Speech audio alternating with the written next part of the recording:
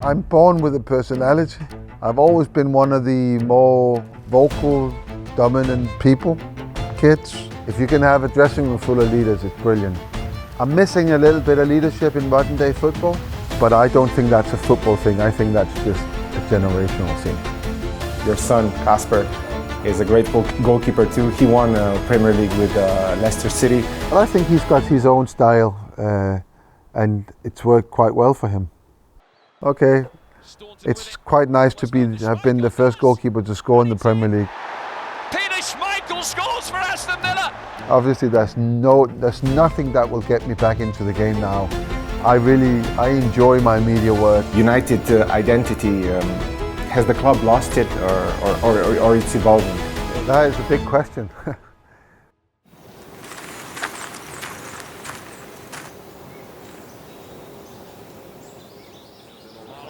Da prije do nje, zdaj pa velika napaka, Volaš in sjajna obramba največjih.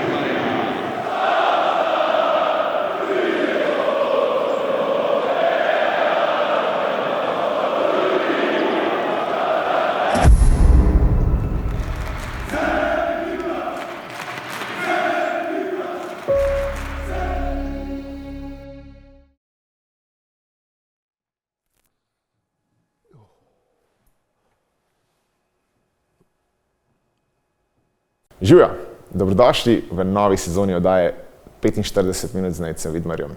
Lansko sezono smo zaključili v stilu Stino Maze.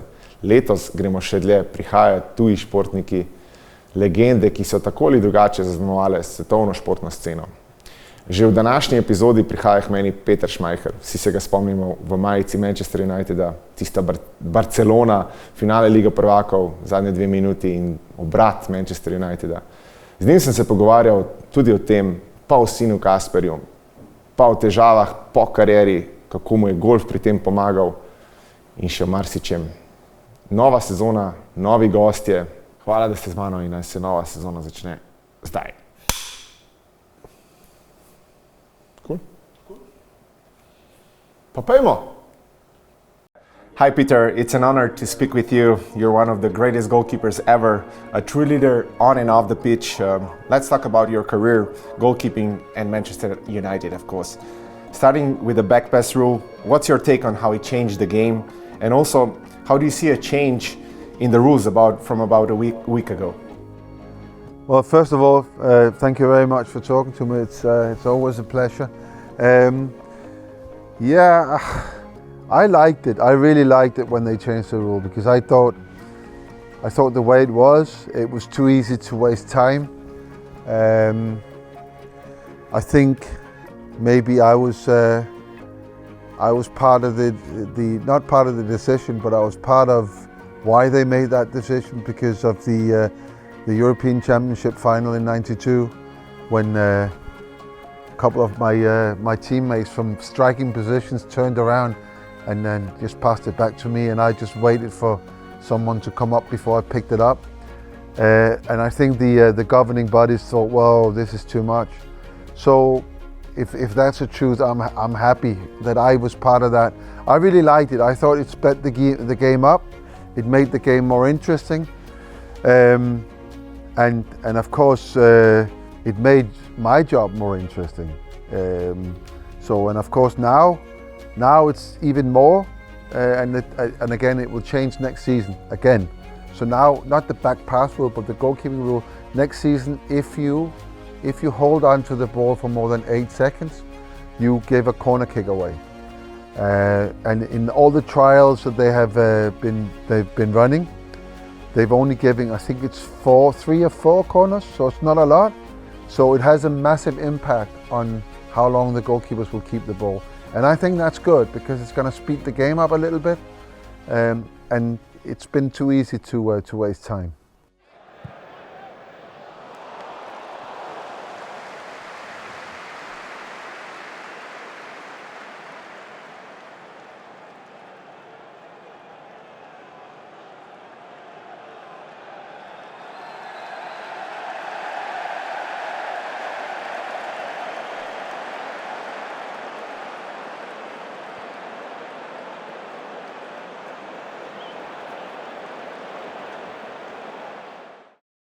Leadership. Were you born a leader, or did you develop it?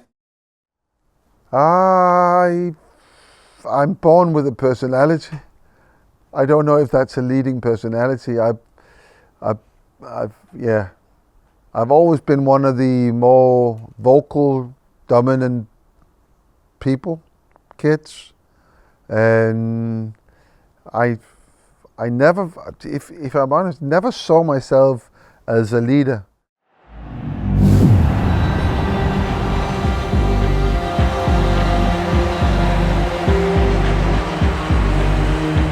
His defenders at times looked as if they were scared of him because of the number of times you could see him coming out and screaming at them.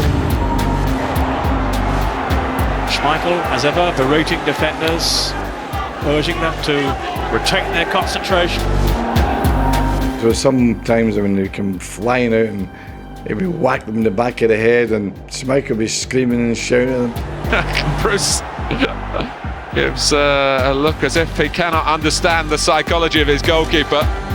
And that for me also is a sign of a good goalkeeper, when he gets angry when the ball's actually through because he wants his defenders to stop it at source. Well, you know what they say about goalkeepers having to be crazy. Very vocal, you know, must give you a headache if you was one of his defenders behind, in front of him, you know, driving the team forward constantly.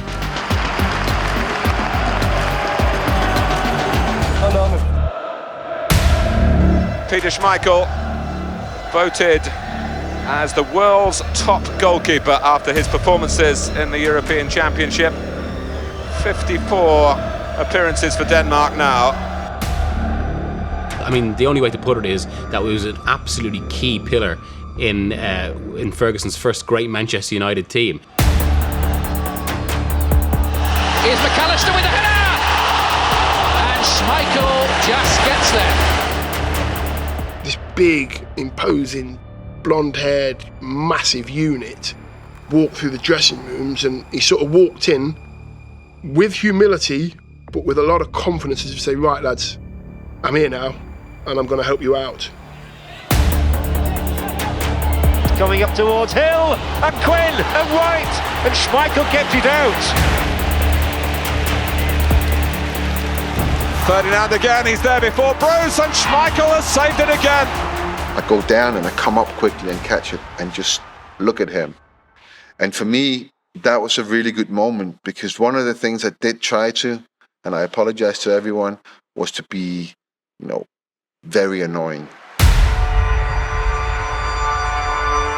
To use that kind of arrogance to annoy my opponents. If I was less, I would have thought, oof, I'm up against the wall. And that's something I really tried to achieve, something where they were thinking about me and not thinking about the chance or how they should finish, but thinking about me actually having my name in the head. And I don't know if it worked, but for me, it was something that worked for me at least. Every team I played in, we had a lot of my kind, if you like. And if I look at my last Man United team, you looked everywhere in the dressing room. You saw you know, somebody like myself, and I think it's if you can have a dressing room full of leaders, it's brilliant. You will have arguments and stuff like that, but it puts things in the right places, and it shows commitment, and it shows the desire to actually do everything you can to win. I'm missing a little bit of leadership in modern day football. I think a lot of the initiative is put on the managers, the coaches.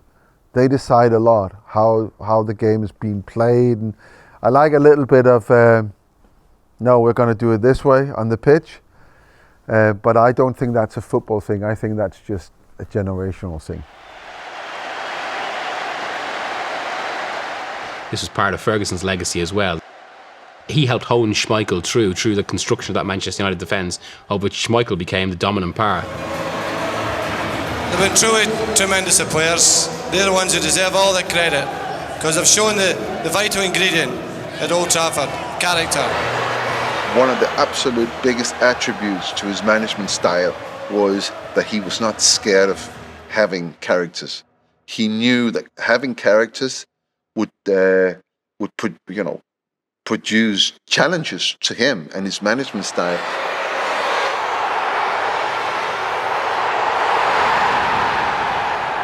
His characters are also independently thinking, so they want it this way, and as a manager, I want it that way. So he was brilliant. There was never a conflict about that. He encouraged it. 1999 was a special year for you. I remember I was a small kid watching you in that special night in Barcelona, making your flips after you scored. What's your best memory of that season? Well, it's not that. It was definitely not the flip-flop or whatever it's called, because I can't remember doing that. I mean, that night is a difficult one to talk about because I remember so very little about it myself. I obviously know what went down and how the result ended up and how we got to there, but everything after is not. I don't really have personal memory of that. It's from what people they tell me and from video clips and photographs and stuff like that. But yeah, it was. In terms of football, it was for a lot of people, this was one of the strangest nights and more pressure night. And for us, I think if you ask any of us, for us it was a game of football where we just carried on. It was, I don't know how to say this, for all the people who traveled to Barcelona from Manchester, all the fans, we had so many of them, they would have been in a panic. They would have been so nervous. They would have been, for us, I think we pretty much just kept going, kept our cool, kept doing what we've been doing for so long, playing until the end of the game, not thinking too much about, if we don't score now, the game will end soon.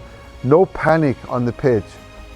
Just slowly entering into risk mode, committing more people forward, changing a few positions. The manager made a few substitutions. We're playing with 3 strikers at the end.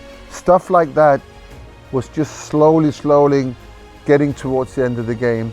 But if you ask every player who was in that game from our side, they all believed that we could do something because we'd done it so many times.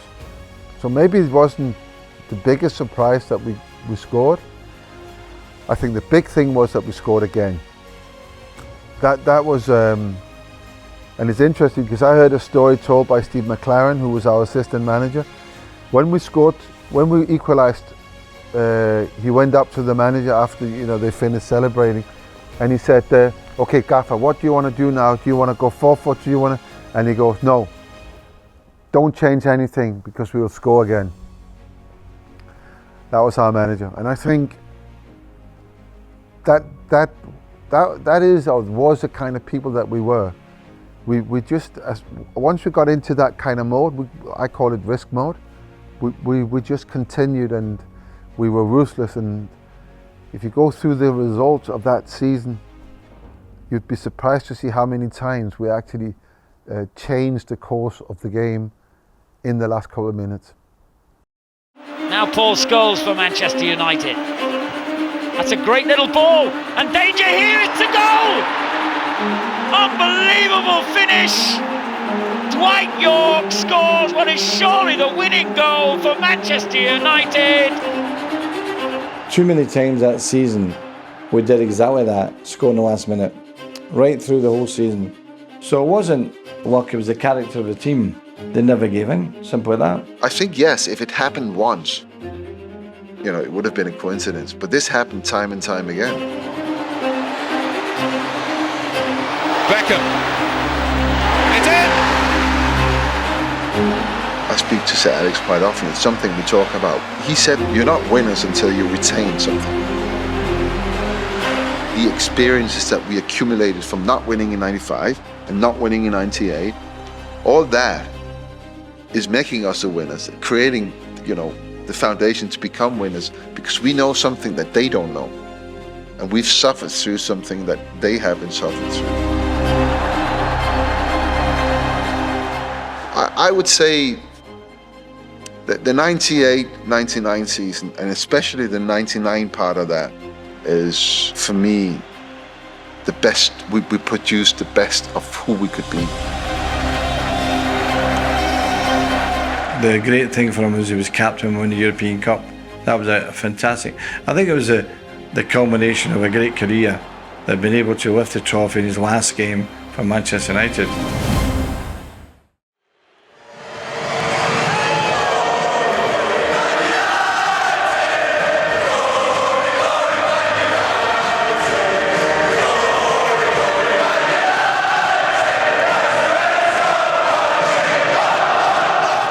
Personally, I find it very difficult to kind of live in the past and look back at what I've done. His achievements were incredible. Played against him many times. Horrible in a good way. He was a fantastic shot stopper. He was brilliant at one-on-one, where he made himself so huge. His son's been equally as successful as he was in terms of that style. Schmeichel comes out brilliantly. That star-fish shape that he presents. I remember someone else, blonde-haired and Danish, doing that, had a similar name. I really tried hard to stay out of trying to influence him too much. I've helped him in everything that I could help him with.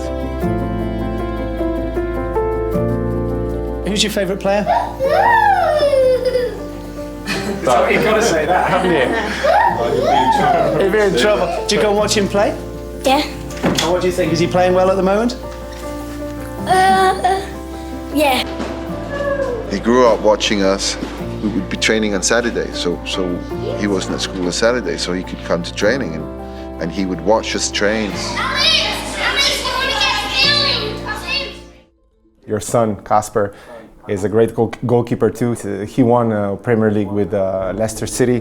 Do you see any similarities in your goalkeeping styles? Some. It's not something that I think too much about, if I'm honest.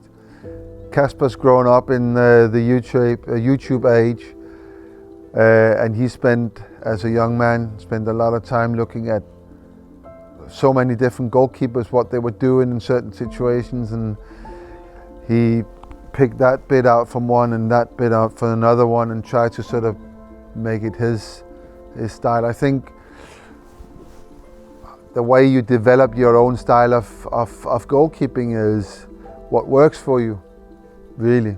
You know, I played a lot of handball when I was a kid, and even when I was a grown-up, and I learned a lot from being in goal in handball. I learned a lot being outfield in handball, and you know, I made I combined the two, if you like, goalkeeping in handball and football, into what I felt was working for me. So Kasper never played handball, so he did it in another way. But there are, of course, certain things that he looked at me that he's using in his style. So. But I think he's got his own style, and it's worked quite well for him. You get absolutely nowhere without hard work. You can have all the talent you want in the world, but hard work is what gets you there. This fella will save it with anything, just like his dad.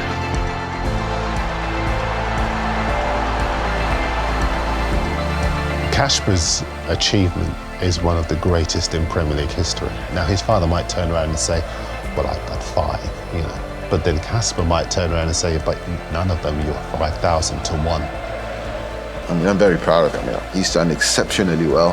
And I think his greatest achievement is that he's never mentioned as Peter Schmeichel's son anymore.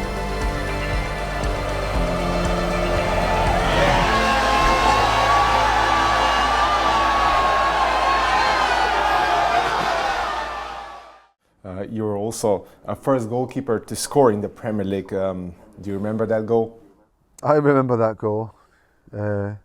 Yeah, I would have been a lot happier if it had been an equalising goal, but we were 3-1 down and I made it 3-2, and we were still 1 goal short from getting the point.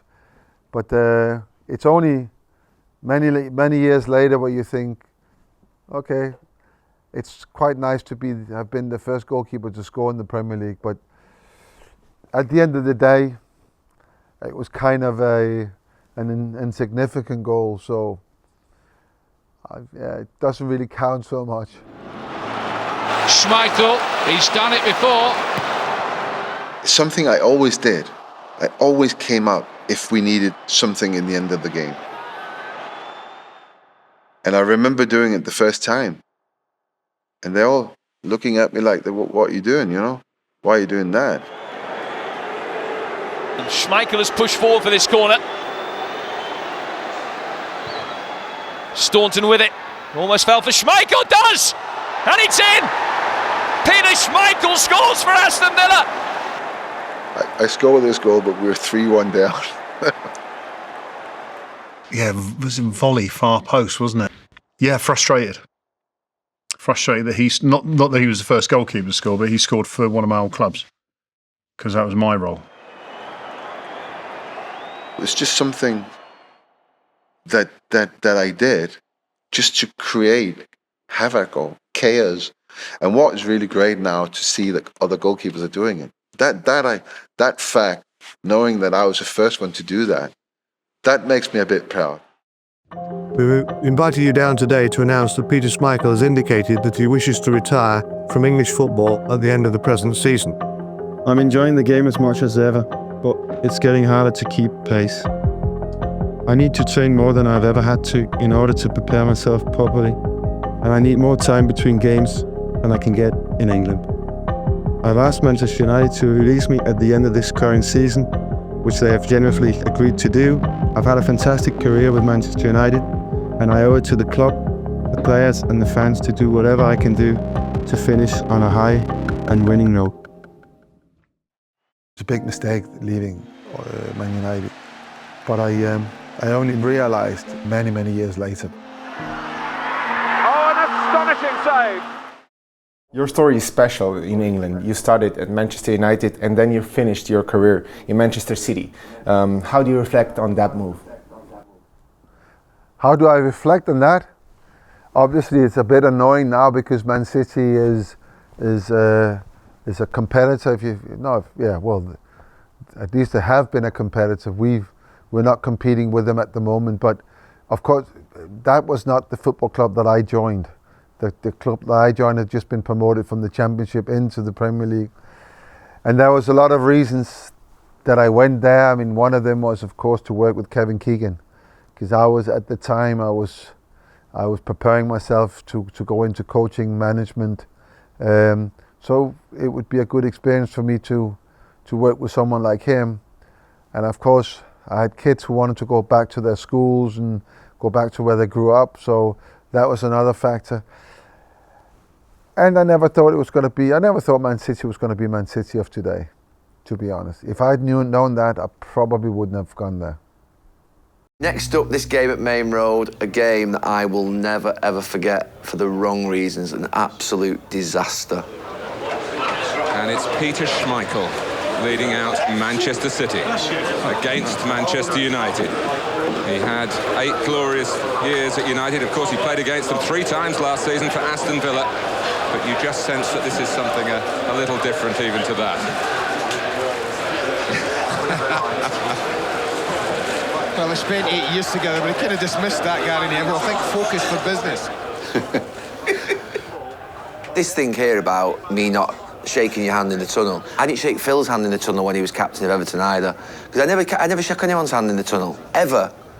But I couldn't understand how you did play for Manchester City. Do you understand that now? Yeah. Christ, do you regret I do. it or not? Or not? I wasn't enjoying it. I'd had 3 games against you guys when I was at Villa. Absolutely hated every minute of it. And actually, you know, Kevin Keegan gave me the armband just before we walked out. I was so angry with that. I don't want to be captain. I actually didn't. So you weren't even supposed to be captain? It annoyed me so much. You know, I was coming back after 1 year to Manchester United. We'd won the league in Portugal and we're in the cup final as well. Everything was done, and I said to Sir Alex, as soon as we've had the cup final, I go and tell the Sporting Lisbon that I'm leaving. So we play that game, and I go in on the Thursday. We speak to the manager, our manager on the Thursday. Fine, go and get it done. Can't get hold of him after. Can't hold of who? The manager. Ours? Yeah. He went missing on you? That guy there. Bartes? They made a deal with him. So I've just literally just cancelled my contract with Sporting Lisbon. I wanted to come back. I actually felt that Manchester was my home. I already broke the news to my kids that we were going back, and they were very, very happy, you know, because they grew up here. Manchester City kick off. To widen the context here, Manchester United third, 8 points off the early season pace set by Liverpool. Of course, on that day, Derby Day, it's big news, but I have to be honest, in all the time I was at United, it was when the Liverpool game came up. Yeah, the big one. The manager reacted. So you play the game before and he'd go, right, Liverpool next. He would never say, right, Man City next. No. Never. Do you remember when you used to have a litlittle cough in the way of that? Yeah. You knew that Liverpool was coming up, didn't you? Because the cough would be there up. Header from Berkovic. And that's Anelka making up the ground and robbing Ferdinand. Can he put Gota in here? It's Sean Gota for Manchester City. It comes out to Anelka. 4 minutes gone. A flying start for the home side. Manchester City 1, Manchester United 0. Anelka was quick as well. Anelka was quick. Look at Anelka. And when we talk about this boy's pace, that is frightening. Rio Ferdinand is not slow. I thought the keeper might have done better. I have to be honest. What a start. This was the last derby at Main Road. Yeah. It was an awful day. This is the only derby I ever played in youth, reserves and first team. Lost. And lost. Yeah. Scholes sliding into good effect. Veron. Van Nistelrooy. It's a brilliant ball. And Solskjaer turns it into the equaliser. Well done, Ole. This year turned me off football completely. What, at City? Yeah, this 1 year at City, I lost my sort of enthusiasm for carrying on. Right. The magic wasn't there. Yeah. I didn't see the magic. Well done, Ole. It's football, that's the order of the day. So far, it's produced a goal apiece.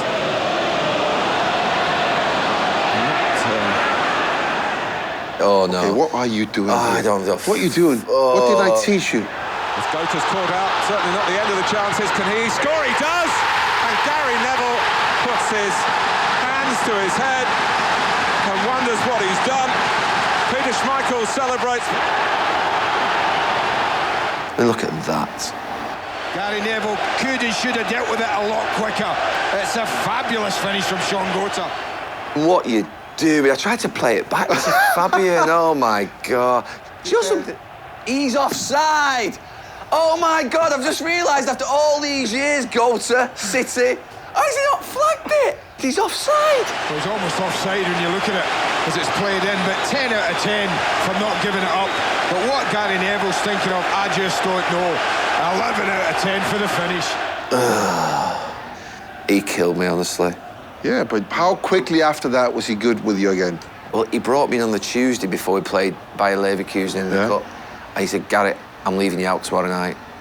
There has to be some consequence for that performance on Saturday in the derby. It's a disgrace. And that was it. So he wasn't that great with me for a few days after. Foet does that holding job in the centre of midfield. And here is Gota! 3-1. That's the most important thing. Add to that 100 Manchester City goals for Sean Gota. What was Rio doing?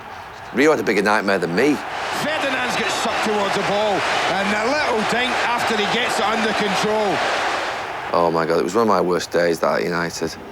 The thing is, you have days like that, you learn from them. You know? Yeah. You learn from, you take those things you're right. into life. Your next bit, even live, Yeah. They'll be printing the T-shirts. They'll be selling the videos. Manchester City have beaten Manchester United. A last Main Road derby memory to last a lifetime. Manchester City 3, Manchester United 1. I can honestly say that I didn't enjoy playing against United. And I played 3 times for Aston Villa. And once for Man City. And it was very, very uncomfortable. I've never ever been happy with getting an injury, but when we played the Manchester derby at Old Trafford, I actually got an injury in warm-up, so I couldn't play. And looking back, I'm quite happy with that. That turned out to be my last year. I mean, I completely lost all enthusiasm to play. And I got the opportunity to go into the media world, and I think that played a really big part in my decision just to retire and move on with my life. I transitioned from being a professional goalkeeper to working in the media. I was a champion here in Slovenia. How was that shift for you? Yeah, I mean, it's kind of, I already started to do punditry when I was playing. So my penultimate year, I was starting to do bits and pieces for BBC with the FA Cup. I was on the panel there, and I started to do a little bit of radio, and I really enjoyed it. And in the beginning, I saw this as a really good sort of, let me just step out of football a little bit and take a breather, and then still stay in touch with the game, but not directly involved, and then I'm gonna go back in. I'm still like that, you know. I'm now 22 years into retirement, and obviously there's nothing that will get me back into the game now. I enjoy my media work. I feel connected to the sport. I'm at games. Every Champions League round I'm at a game. Every 2 Sundays I'm at a game. You know, I do studio work, I do radio work. I have a great variety of different jobs, and I enjoy it. I really enjoy it. I have a life outside as well, which I think is important. And if I've gone into management or coaching, then football would just have absorbed all my time and my life. And I'm looking at this now. I'm quite happy that I made that choice. But I really am enjoying the work. I am. Great to hear that. But what was the biggest challenge for you after you finished your career? I think the biggest challenge was I kind of felt that for so many years I've been institutionalized. So I'm doing stuff at certain times every day. Somebody else is telling me what to do, and now all of a sudden I don't have to answer to anyone. I have no responsibilities to anyone. So waking up thinking, what am I going to do today? So what I did was, and this I think is why there are so many football players playing golf. What I used to do was I used to go to the driving range, or I used to go and play golf. I used to go to the driving range at the same time as I would go to training. So keep some kind of routine and kind of, in a way, learn about the freedom that you now have.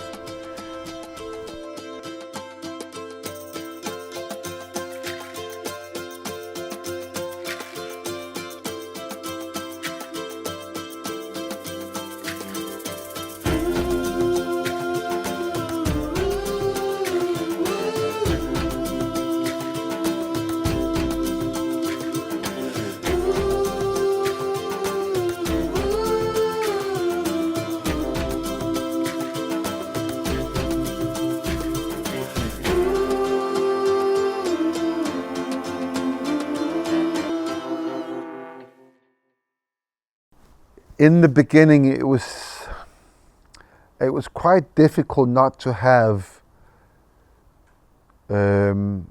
responsibility, if that makes sense. Not so much having responsibility as having things to do on certain times.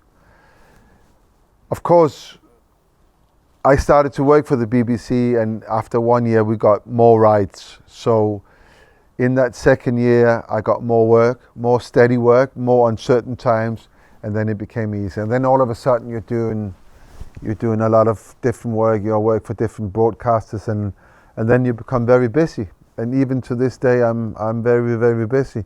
So I had that little period in the beginning where it was difficult to sort of, what am I going to do with my time? I have all this time now, and who am I and who do I belong to? So I'm now I'm way past that, way past that. So yeah, good. You're a Manchester United legend, and we must touch this. And what's your take on the club current state in which they are right now, and United identity? Has the club lost it, or it's evolving? Yeah, that is a big question. At the moment, I don't think you can say there's a specific identity to the club. It's been in a slow decline, not unsavable, but in a slow decline since Sir Alex left the club, and now you got new ownership and new managers of the club, or new people who run the club, and they've made big decisions, and they're changing the direction of the football club. It's gonna take some time before it has an impact, and you can see a positive impact on all these changes. But hopefully in that there will be an identity to not just the team and the way they play, but also the club. A lot of people talk about Manchester United culture. I don't know what Manchester United culture is, but I know what the history is, and history helps you a lot. History tells you how this football club has functioned in the past, and tells you that we've been in these situations before, and that if we make the right changes and the right choices, it will come good again, and the football club has the power to become what the football club thinks it is, the biggest club in the world. So we just need people to take it there, and hopefully we've got the right people in place now. That is my hope. And then, we have to see in a couple of years, where are we? Have we made the right choices? Have we got the right people? And do we have that identity? But I think for now, we're just in a period where a lot of things needs to happen, and a lot of them hurt. A lot of them are not nice. And yeah, being 15th in the league, it's not nice. But, you got to suffer before you can enjoy. And that's what we're doing now. Every team chasing trophies, championships, will suffer setbacks. But for me, what separates a good player from a great player is how they deal with adversity. Kasper Schmeichel, who has played such a major role in United's success. My job as a goalkeeper is one thing, and that's to do whatever I can to stop the ball from going in the back of the net. Here's Hutchison, and what a save from Schmeichel, and that's why some people think he is now the world's #1. I fell in love with that football club, and that was my biggest wish in the world, to play for them, and thankfully it happened. Putting Peter Schmeichel in between the sticks was a genius move. Where did he come? Bromby? Did he come from Bromby? And nobody really knew a lot about him. I'd had a conversation with Alex Ferguson back then. He wasn't Sir Alex. He came across to Denmark like September before I started in July the next year. He wanted me to know that he was coming back for me in the summer, and he told me to work hard and improve my game. I think I had 10 days from when we broke up in Denmark to pre-season training started in Manchester United. And David Meek, who was covering Manchester United for Manchester Evening News, came up behind me, tapped me on the shoulder and said, I'm sorry, but where did you come from again? Because I played really well in this game. He didn't know who I was. When I was a kid, I used to support Manchester United. I was a very, very keen supporter. I used to buy all the football magazines.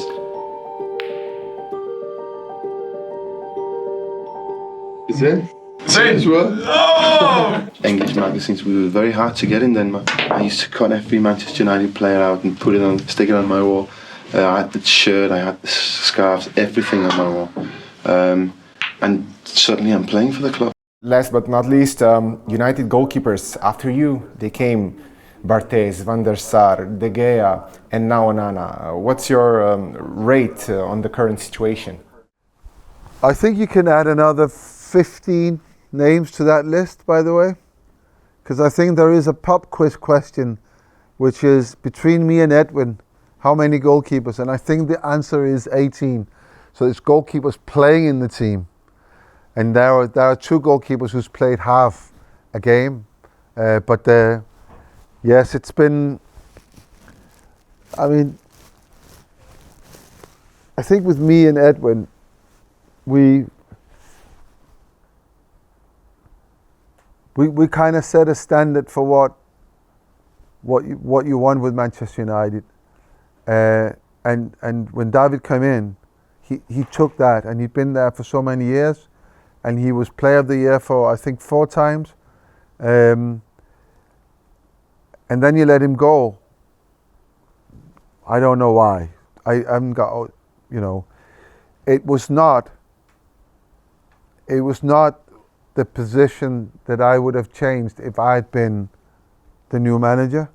I think there was a lot of other things that needed to be done, but they've changed to Onana is now the first team goalkeeper, and it's been a really mixed bag for him.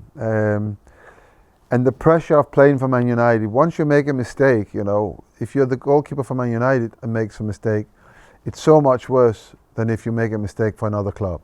It is, because everybody in the world are looking at Man United. Everybody has an opinion of Man United. It could be good or bad.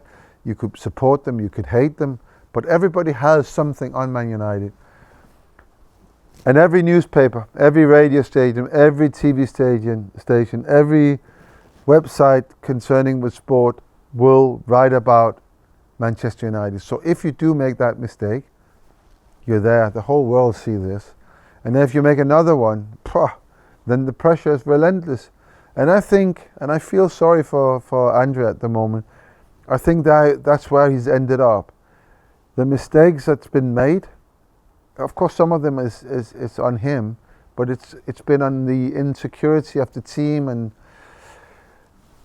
but they're landing on his shoulders, and for every time it happens, it amplifies, you know, his performances. And that is just the nature of being a Man United player. And you know, there are 2 ways it can go. Either you deal with that and you're okay, or you don't deal with it and you're not okay. One makes you stay, the other you have to leave. So we have to see how he's going to handle this. He turns up every time. He's trying to do his best. I don't look at somebody and think, wow, you can see he's under pressure. He's still trying. So, but the team is not functioning, and you can't put everything on the goalkeeper. You can't. Peter, thank you for your time. It's been a pleasure. I wish you all the best. Thank you very much, and I think go back to you all the best as well. I think the legacy for Peter is the amount he won and the consistency, and you know, everyone's trying to get to him. When you're at a club like Manchester United, they're looking constantly for someone to come in and replace you, and he played for a long time, you know, and he was getting on in age and no one could shift him. Now Michael Owen, leaves it for Diouf, Agony, Schmeichel! That was one of the great saves of his career in his penultimate game in top-flight football. I'd have him as the Premier League's greatest ever goalkeeper, and that's partly because as well, for a long time, certainly I'd say the first 5-6 years, he was also the world's greatest goalkeeper. He was that much of a sure thing. He was that dependable.